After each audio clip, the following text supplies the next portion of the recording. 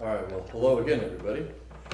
So, as I said when I was preparing or when I was talking before the song, I was kind of unexpected that I was going to speak today. I had some things that I had lined up that I wanted to talk about, and so it really wasn't that big of a deal.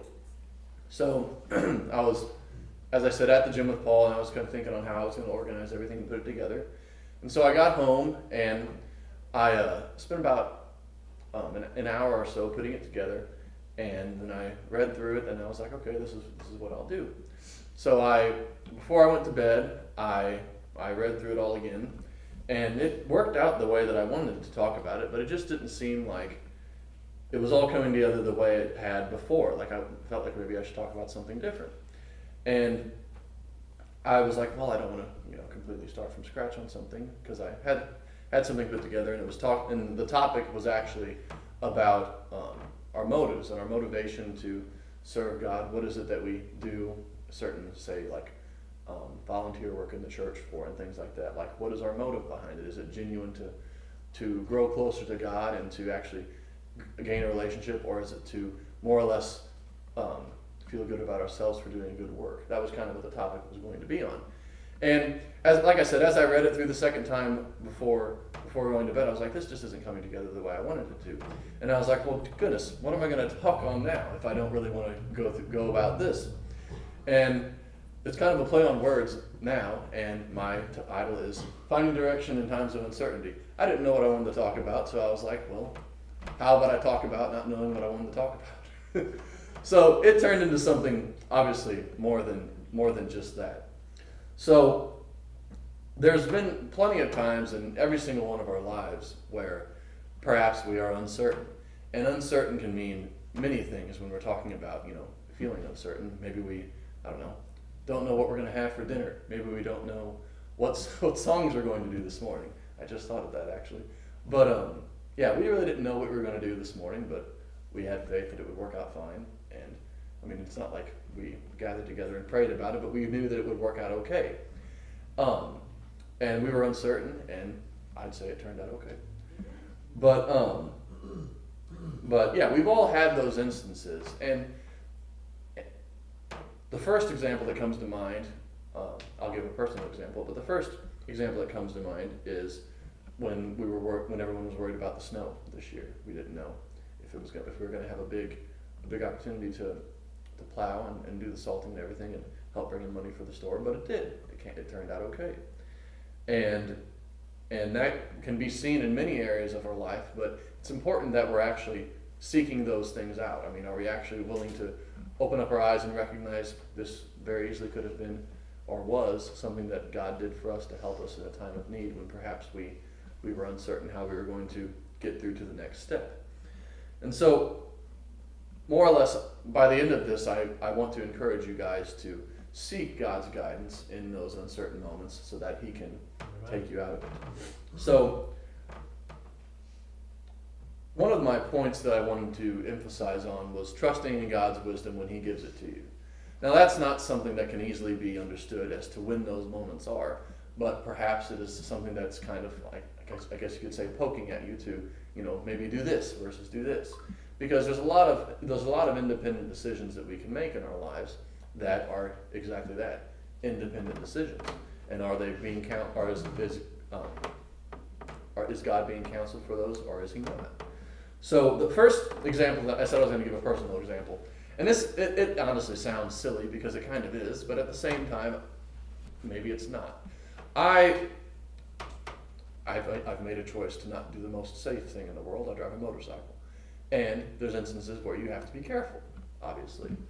And I don't know why, but there are moments when I'm on my bike, and obviously there's many different routes you can take to get to the same spot.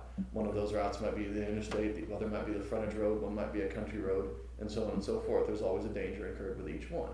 You could, semis are not safe, neither are deer on a country road. And every once in a while I'll just have a feeling, maybe I shouldn't go that way. And usually that has occurred whenever I'm referring to the interstate because it is dangerous on a motorcycle. But I was coming home from Edwardsville, I think it was a couple Wednesdays ago, and the easiest route in the moment was to just take the interstate because I was right there. And I was like, oh, well, maybe I shouldn't do that. And I just didn't do it. I don't know why I didn't do it, but I just didn't feel confident in going that direction. So I just took the back road, and then I took the frontage road that goes to Hamel, on the way to the Hamel office. And I did that. And I don't know if that might have just been me feeling uncomfortable driving on the highway, but maybe it was God saying, hey, you shouldn't do that. And it was one of those instances where it made me uncomfortable enough to where I was like, okay, I'm just going to not go because I don't want to be nervous while I'm driving. But perhaps that was me finding a direction in a time of uncertainty to go the other route. So I have some Bible verses here that I'm going to reference, and the first one is Proverbs 3, verses 5 through 6. And the topic of these two I'm going to give is focusing on seeking God's guidance. Trust in the Lord with all thine heart, and lean not unto thine own understanding. In all thy ways acknowledge him, and he shall direct thy paths. Amen. So, that verse honestly speaks for itself. There's really not much I can say about it because it says it very plainly right there.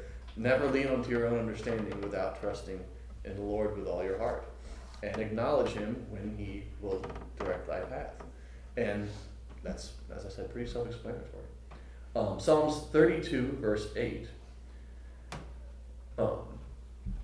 I will instruct thee and teach thee in the way which thou shalt go. I will guide thee with mine eye. If we're in a situation where we don't know which way we should go, we can reach out to God and he will instruct us which way to go and guide us through that journey. And understanding that God will help us in these times when we're uncertain is essentially one of his promises, that he will be there for us in times of need if we reach out to him. And Joseph just gave his sermon a few weeks ago about a God of promises. I think that was what the title was. But it was on that same topic.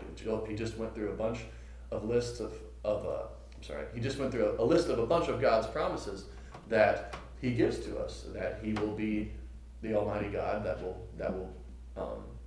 be there for us. And I think that sometimes we can get the picture backwards at times and think of God as a being that is just simply way bigger than us, which obviously he is. But he is also a God who came to this earth so that he could relate with us and be here with us and in the end die for our own sins, sacrifice that for us. But yes, he will always be with us, and we can find so much peace in that. It's crazy because if God, being God, is willing to promise to us, we really are nothing in the whole picture, that he will assist us through these things. What greater thing can we really ask for? So, regarding that topic, finding peace in God's promises, Isaiah 41:10. Oh, I'm sorry. Actually, yes. Go ahead and skip down to that, Christy. Fear not, fear thou not, for I am with thee. Be not dismayed, for I am thy God. I will strengthen thee, yea, I will help thee. Yea, I will uphold thee with the right hand of my righteousness. And then the next one, Romans 8:28. And we know that all things work together for good, to them that love God, to them who are called according to his purpose. So when we are looking to God to find his way for us, and we actually want to follow it, we are following essentially God's purpose for us. Each and every single one of us have a different role in how we can help build the church. And by church, I'm not referring to this church. I'm referring to the people of the church, God's people. If we each are willing to reach out and find our way, and then follow the way in front of us that God has set, that's essentially completing our purpose in life. And some purposes might be really big to the public eye, and some might be very small. And I guess an example of that could be let's say a preacher, like an actual preacher who every single Sunday is in charge of the church and gives the message. That might, on the outside, be a very big role that people would see, but also a role that could be in more of a, I guess you could see, not hidden, but like not as outwardly noticed, could be one who perhaps is helping a newer church member and kind of giving them some counsel, some guidance, and sharing the word to them.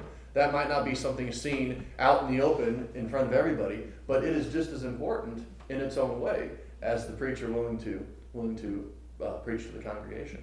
So it's important that while we might think that we're not doing that much, or perhaps we're not really doing anything at all, just be willing to look and see, well, what can I do with the gifts given to me? Because we each have our own type of gift, and I mean, to a degree, a struggle can be a gift. And I know that might, in some instances, rub a person the wrong way by saying, oh, your trial is your gift. Well, perhaps the trial that you're being given on your path that God has set for you can also help you, when you're done with that trial, help someone who's going through a similar trial of that same nature. So, in a degree, a trial can be a blessing to help another person later down the road, if you have the right mindset and then come out of it the correct way. So that was kind of a tangent. I didn't really have that written down. But if you could go to Philippians 4:6-7, Christy. Be careful for nothing, but in everything, by prayer and supplication, with thanksgiving, let your requests be known unto God. And the peace of God, which passeth all understanding, shall keep your hearts and minds through Christ Jesus. And then lastly on that section, Isaiah 26:3. Thou wilt keep him in perfect peace, whose mind is stayed on thee, because he trusteth in thee. So if we're willing to keep our eyes set on God and I keep repeating this, but see the path that he has put for us and embrace that with the most positive mindset, it will bring us peace, knowing that this is what God has planned for my life. And now, granted, as I said earlier, saying that a trial can be a blessing, that very easily can rub a person the wrong way by thinking, oh, you're saying that, I deserve this, or this is what my life is supposed to be. Well, if you approach it with the correct way and see through it, knowing that everything that happens in your life is God's will, then you can help. Then you can help yourself to come approach it with a better mindset. But granted, one has to understand that if they've never been through something, they also have to be compassionate to that individual who might be struggling through that, because you don't want to come across as, oh, you're making too big of a deal out of this when you yourself have never dealt with that trial. So, but my last topic I was going to discuss is trusting God's sovereignty. Now, as I said before, God is a God that is way above us and has much more power than we can really comprehend, whether that be just over our lives or the things he can do to help us if we reach out to him in a time of need. And I don't know why the term sovereignty is what came to me, but I went ahead and looked it up in the dictionary, and the simplest definition is a supreme ruler, especially a monarch, and that's a very powerful supreme ruler. But in this instance, the better definition is the adjective, saying possessing supreme or ultimate power. And I mean, ultimate means everything. I mean, there's no power that can trump an ultimate power. And with God having that ultimate power, it's hard to realize that even though maybe we want to go a direction in our life, if God realizes, hey, perhaps you need to look at a different route, God can close doors and he can also open doors just as easily. And we need to understand that even though we have a path that we think we're going to set before us, we need to be open to see perhaps the route that God wants us to go on. I mean, I always think back to when I was in my freshman year of college, how I wanted to be some sort of person in the medical field, and I was a biology major. I was a biology major that was failing biology, so I don't think I was supposed to be a biology major, and that was a really, really big realization. But I still had to finish out chemistry, but thank goodness I did okay with chemistry. Okay is a relative term, but anyway. But where was I going with that? But yes. So that path was what I had set in front of myself. It's what I wanted to do, because I was like, well, if I can be a doctor, I can make a lot of money. So I was humbled because I realized, well, I'm not smart enough to do that, apparently, in that field. Maybe I could have applied myself a little bit better, but nonetheless, I see my mom laughing at that comment. But nonetheless, I remember calling my dad that night, and he said, well, you can sell insurance. And I remember when I was in high school, I kind of looked down on people who, I'm just getting a business degree, thinking that it really didn't mean that much, because it was what maybe people did that really didn't know for sure, like, if they wanted to maybe do something different. And I could not have been more wrong with that. I really feel stupid looking back on that, how I didn't think a business degree was that difficult. Because everything is a business. Everything has to be run by somebody who knows how to do a business and everything. But I ended up getting my business degree, and now I'm working with my dad, and I could not be happier that we have the situation that we do. And that was God's plan. God closed that door very abruptly for me in college when I was wanting to go into a different field, and then he opened up several doors along the way since. I remember when we first opened the Staunton office, I don't remember if it was my mom or my dad, but they said something to me along the lines of, "You need to do this if you think you're going to be at that office." And I was like, okay, well, I can only produce as much business as I can produce. Well, it was pretty slow. I remember I was up there many days and nothing really happened. And I was still pretty new to the business. And I had clients, but I didn't have a lot of clients. And there were many days where nothing really went on. And I remember just how funny it was when I called my dad and I was like, "Dad, you got all these clients coming in that I don't know. You need to get up here." Because my dad originally was going to, kind of be 50-50 between the office and the home office. And now he's up there all the time. He left early on, I forget what day it was, I think it was Thursday, because he had to go back home to help the contractors. And I had a line of 2 people behind the person I was talking to at my desk. And I'm like, I don't know what I'm going to do right now. But it ended up working out. But while I'm saying that was difficult, I'm equally as thankful that that's the situation that I had in that moment, because it was a completely different scene than what was occurring when I first was having to be in the office. So God will set a plan, or you might set your own plan in your life, but is that the plan that God really has set for you? And you need to understand that, or I'm saying you as in myself and everyone, we need to understand that there's no need to blindly say, okay, I'm going to do this because I think this is what's best. Maybe it is, maybe it's not. We should reach out to God and say, hey, God, or hey, Lord, do you think that this is what I should do? And we should never rashly do something without further counsel. But bring up Proverbs 19:21, please, Christy. There are many devices in a man's heart, nevertheless the counsel of the Lord that shall stand. In Jeremiah 29:11. For I know the thoughts that I think towards you, saith the Lord, thoughts of peace and not of evil, to give you an expected end. But God's not going to throw evil at us in our life. God's going to give us peace and help us to be able to trust in Him more, and He will show us His power and how He can guide us in times of uncertainty. But just to kind of hash back over my main points here, it's important that we make the attempt in the first place to seek God's guidance. And if you want, you can pull this up, Christy, but I'm going to kind of jump back and forth. But Psalms 25 verses 4-5 says, "Show me thy ways, O Lord, teach me thy paths. Lead me in thy truth and teach me, for thou art the God of my salvation. On thee do I wait all the day." And after that, when we see that God will, if we're looking for Him and willing to see what He's doing for us and reaching out to Him, we can find peace in the promise that He will be there for us. And Isaiah 26:3 says, "Thou wilt keep him in perfect peace, whose mind is stayed on thee, because he trusteth in thee." And trusting finally in God's sovereignty, as I said, a man deviseth his way, but the Lord directeth his step. That says that in Proverbs 16:9. And Romans 11:33 says, "O the depth of riches, both of the wisdom and knowledge of God, how unsearchable are His judgments, and His ways past finding out." And lastly, and this is the shortest one, but I think it's the easiest one to understand. 2 Corinthians 5:7, "For we walk by faith, not by sight." So, may we be willing to reach out to God. May we be willing to then see the things He does and not just brush it off as coincidence or just things working out for us, but maybe recognize it being Him, and may we walk by faith in Him, not by our own physical sight trying to direct our own path.